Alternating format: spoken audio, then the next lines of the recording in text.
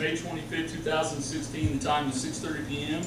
and I call the regular meeting of the Greensburg Redevelopment Commission to order. Please silence any devices, and if we could stand for the Pledge of Allegiance. I pledge allegiance to the flag of the United States of America and to the republic for which it stands, one nation, under God, indivisible, with liberty and justice for all.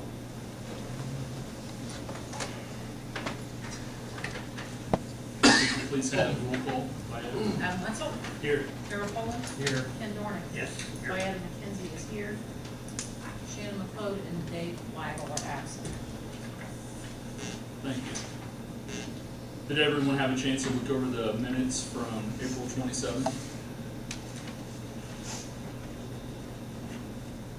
Did you guys see any corrections that need made to the minutes?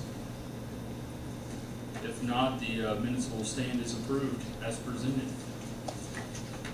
We'll move on to new business. Mr. May, you have anything for us for the update of project status phase 2? A little bit. Our consultant has spent some time continuing to work on the environmental document for phase 2. They're 94% complete. They've done some more work on the noise analysis and abatement design that's relative to the apartment complexes there, and that work is 81% complete. They've been working on, they held a public information early in May. Some of you I know were able to attend that, and they've done a little more work on the road design and plan development, and they held a progress meeting with us in this past month. We did hold the public information meeting on, I think it was May the 5th perhaps, and we had some turnout. It's one of those things where you're always glad anyone that shows up, but you always wish there were a few more people interested in the community. I think we had 25 to 30 people there. I know several of you were there. We have received some comments. We have not seen, well, most of them I've seen a little of a couple of them, but there is a meeting scheduled tomorrow afternoon with city staff and the mayor and our consultant to review the comments and start to sort out what, if any, adjustments might be appropriate for the phase 2 portion of the project. We will report back to you at your meeting next month based on what comes from that and figure out where we go from here.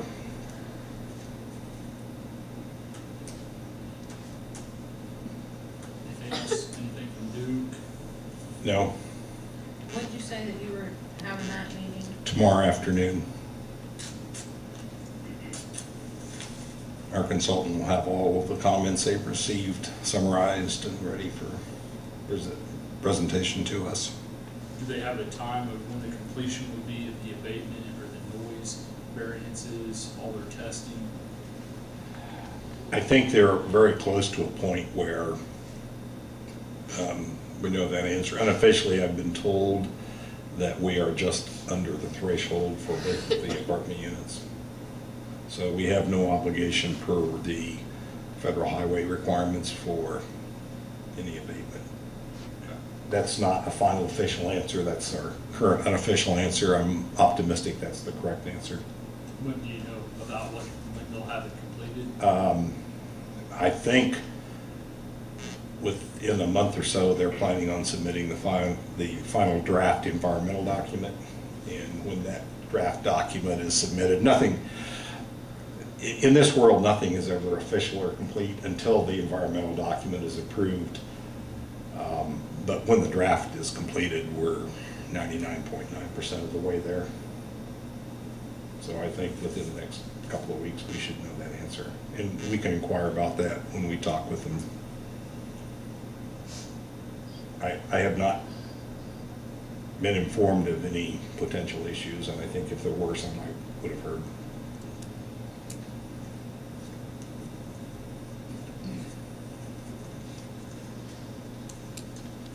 Well, thank you. We appreciate the update. You're welcome. Thank you, Ron. The last piece is approval of claims for phase 2 project claims and regular claims. We received a claim, you guys should have gotten as well, from American Construction Point for $9,164.79. And I believe that is the only claim we received.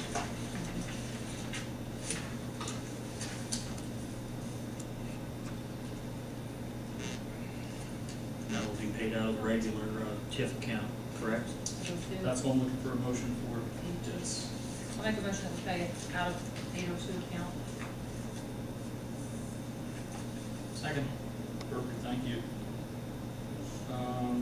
We need well, I may have one more thing for us, correct? I do. You ready for me? I'm ready. I don't think you took a vote on your motion. Oh, I'm sorry. All in favor, say aye. Aye. Any opposed? Passed. Okay, I'm here this evening to talk with you about Title VI of the Civil Rights Act of 1964 and the Americans with Disabilities Act, which was originally adopted in 1990. And some of you have already heard this, and I apologize for the repetition. These are issues that are federal law, and they have been in place for a long time. They have been kind of casually addressed, I think, by many local agencies and more recently Federal Highway Administration through the Indiana Department of Transportation has really been after compliance with these requirements. The Civil Rights Act of 1964, Title VI reads in part, no person in the United States shall on the grounds of race, color, or national origin be excluded from participation in, be denied the benefits of, or be subject to discrimination under any program or activity receiving federal financial assistance. And it's more recently been revised to where now the working requirements are Title VI prohibits discrimination on the basis of race, color, or national origin. Additional regulations have and executive orders have extended that list to also include prohibition for discrimination against others on the basis of sex, sexual orientation, gender identity, age, disability, religion, income status, or limited English proficiency. And the city has an obligation, because we do receive federal funds, we have an obligation to comply with these requirements. It affects certainly the highway component, but it can affect money that the police department receives, say, from the Department of Homeland Security. I don't think our utility, I can't remember if they receive federal funds or not, but there's federal money in a lot of places, and so it actually does apply to any place. And the thing that we're told is that once the city receives the first penny, as long as that money is doing something, and when you build a road, it's there for a long time, we have to continue to comply with this. What we are working on is the necessary implementation policies and practices for both of these areas.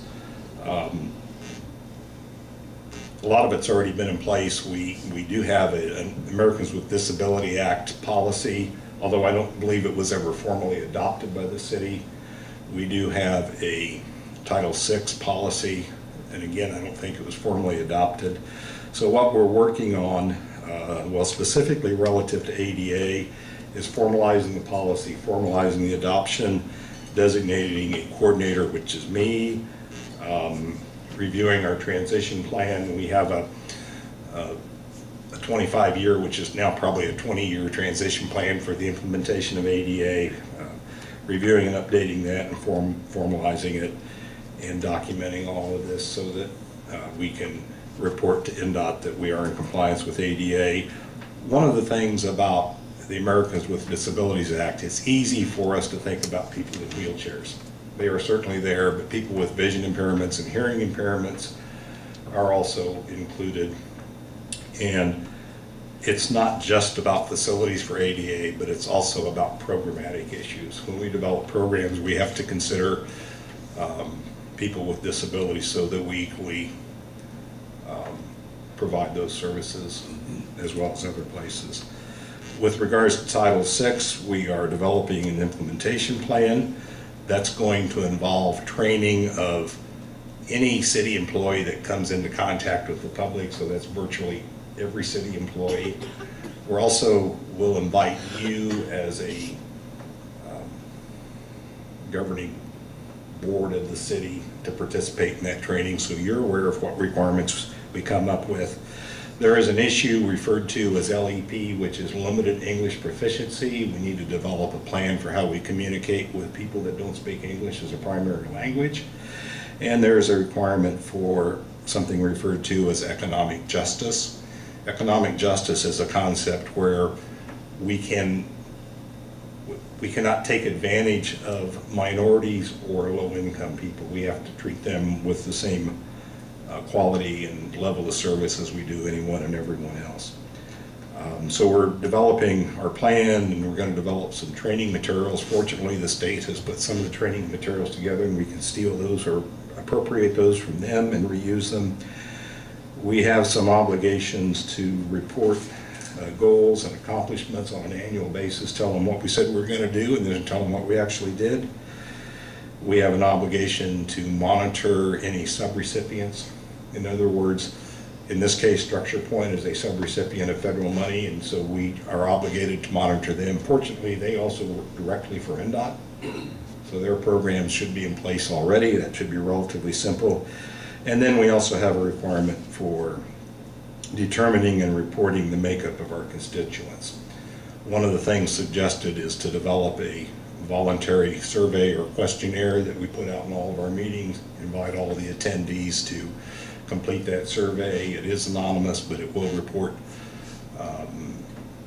ethnicity, it might report income, that sort of thing, so we can say that we received this many surveys and this is the distribution of the people attending the meetings, so we can garner that data. It's an ongoing process. It'll take a year or longer to get everything in place, and in fact, because of this plan, it's never complete. You continually need to review and monitor, but it is something that we will be providing some more emphasis to, and something for us to all be thinking about and considerate of, and trying to make things as equitable for everybody out there as we possibly can. Thank you. Last item, we've actually tabled this from last month. It looks like we're wanting to move or change the meeting dates permanently to the third Thursday, starting next month, June 16th. Looking for a motion for that as well. I'll make a motion to permanently change the meetings to the third Thursday of each month, beginning on June 16th. At 6:30? At 6:30 is fine with me, Correct. Same time. Thank you, Ken, I would second the motion. Thank you.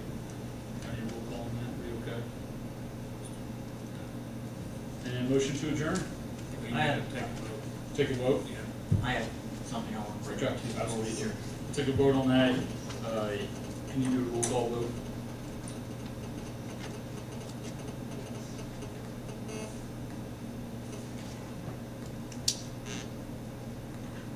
Ken Dorner, Yes. Adam Wenzel. Yes. Darrell Paul. Yes. Diane McKenzie. Yes.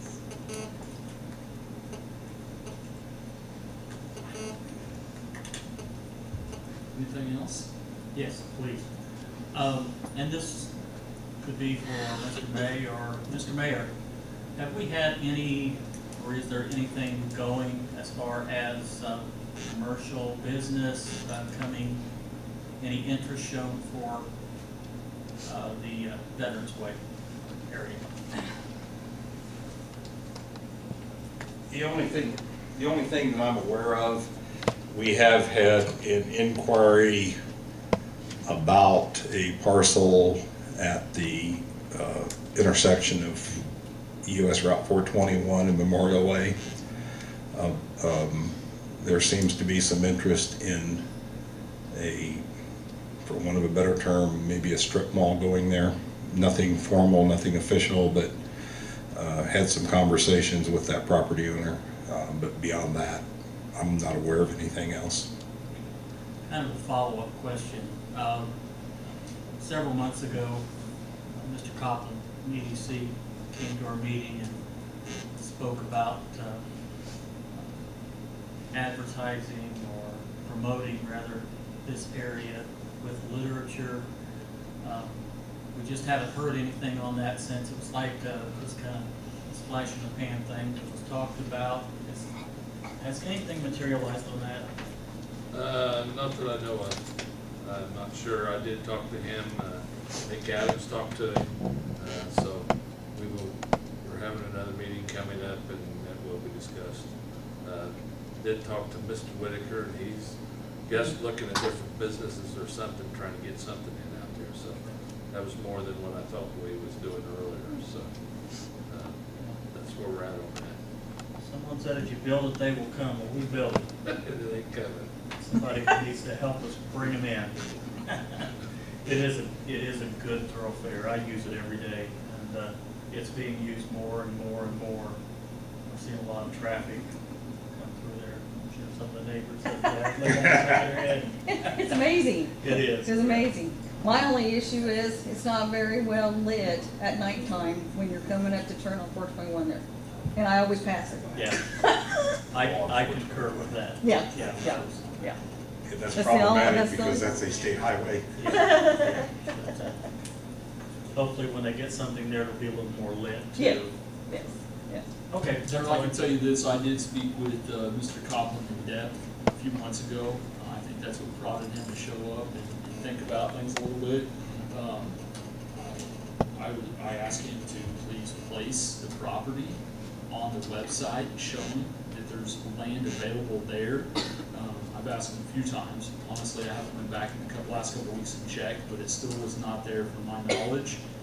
It's basically, if you get on the website, it just shows what's available in this town commercially. Absolutely. And it's not there, so, last I checked, so I believe, I think the marketing dollars, he requested that we actually use our own dollars to market the area, and so him and I had, we had a discussion about how, obviously, the dollars from the city are used through the Economic Development Corporation to help the entire city, not just specific projects, so. And I'm not sure the legalities of whether we would be permitted to use TIF dollars for advertising. Checked in with Chris, our prior counsel, and we are not allowed to use any dollars toward marketing from what he found. You want to follow up on that, Chris? Great. Thank you. Thank you. Anything else? I'll have a motion to adjourn. I don't know. I'll so move. Thank you.